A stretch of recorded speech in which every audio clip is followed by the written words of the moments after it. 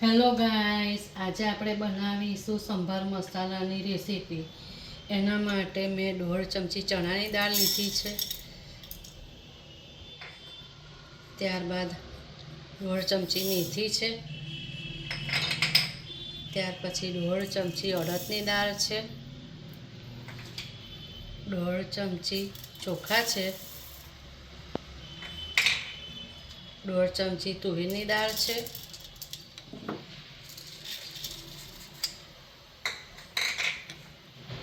1.5 ચમચી જીરું છે.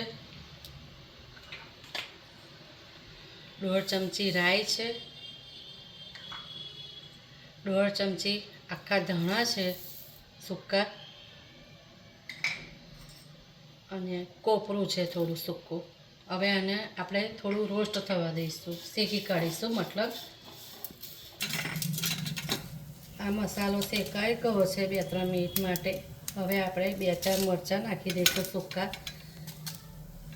પછી આ મીઠી લીમડી નાખીશું. એને બી થોડી વાર માટે આપણે શેકાવા દઈશું. હવે આ બધો મસાલો શેકાઈ ગયો છે. એમાં જશે 1 ચમચી હિંગ,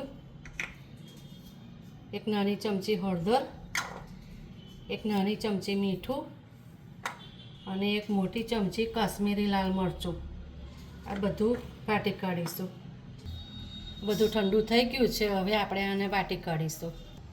આપણો આ સંભાર મસાલો રેડી છે, અને આટલો ઝીણો વાટવાનો મસાલો, બરાબર.